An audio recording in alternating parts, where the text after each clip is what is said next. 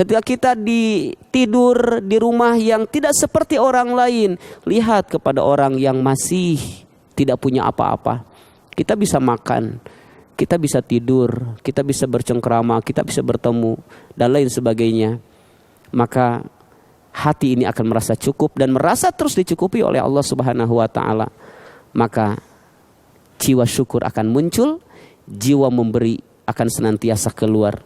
Bahkan ingin memberi dan ingin memberi. Wa may yatasabbar yusabbirhullah. Barang siapa yang bersabar dalam mensikapi atau dalam menghadapi suatu kondisi yang membuatnya tidak nyaman, maka Allah akan menjadikan kekuatan sabar dalam dirinya. Semuanya orang punya sabar, tapi jiwa sabarnya atau mentalitas sabarnya ada apa tidak? Orang yang beriman itu punya imannya, tapi kadarnya sama apa beda?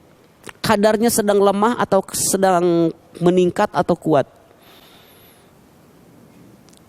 Maka orang yang sabar menghadapi kondisi sulit, orang yang sabar menghadapi kondisi sempit, lalu terus dia beristianah kepada Allah Subhanahu wa taala, punya keyakinan yang luar biasa, percaya dia merasakan bahagia saja, diselamatkan oleh Allah.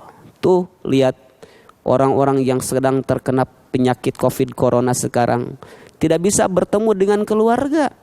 Sedangkan kita alhamdulillah senantiasa dalam lindungan Allah Subhanahu wa taala, masih duduk bersama dengan anak dan istri, bersama dengan bisa bertemu dengan tetangga dan lain sebagainya. Alhamdulillah.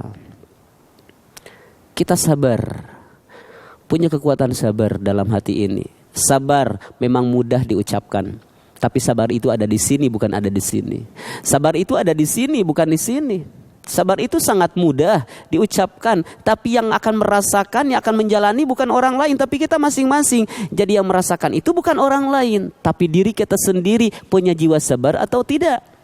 Ikhlas itu mudah diucapkan, yang merasakan ikhlas atau tidak itu bukan orang lain, tapi diri kita sendiri yang menjalani. Karena hidup adalah dijalani oleh diri kita sendiri. Wa may yatasabbar yusabbirhullah wa ma'uti ahadun atau'an khairan wa awsa'a minas sabri. Sahabat-sahabat sekalian yang dirahmati oleh Allah Subhanahu wa taala,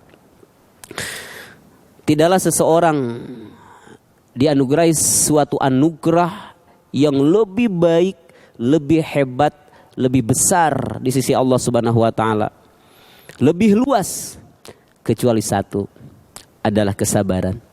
Karena itu ternyata ketika seseorang memiliki jiwa yang sabar, luar biasa, pantas jika Allah berfirman dalam Al-Quran, wabasyiris sabirin, berikan kabar gembira kepada mereka orang yang sabar. Sabar dalam menjalani hidup yang penuh dengan kesulitan ini. Sabar ketika sakit, bahkan ketika mati pun disebut syahid. Berikan kabar kepada mereka, kabar gembira dengan surganya, hasil daripada sabar. Sabar adalah sebuah anugerah yang sangat besar yang Allah anugerahkan kepada dirinya. Siapa yang merasakannya? Bukan orang lain, tapi diri kita.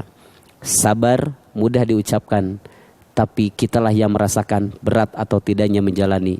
Sesuatu yang besar akan menjadi kecil manakala senantiasa melibatkan Allah Subhanahu wa taala. Sesuatu yang kecil akan menjadi besar, sesuatu yang berat akan menjadi ringan jika senantiasa bersabar dalam membangun komunikasi dengan Allah Subhanahu wa taala. Masalah yang kecil akan menjadi berat, yang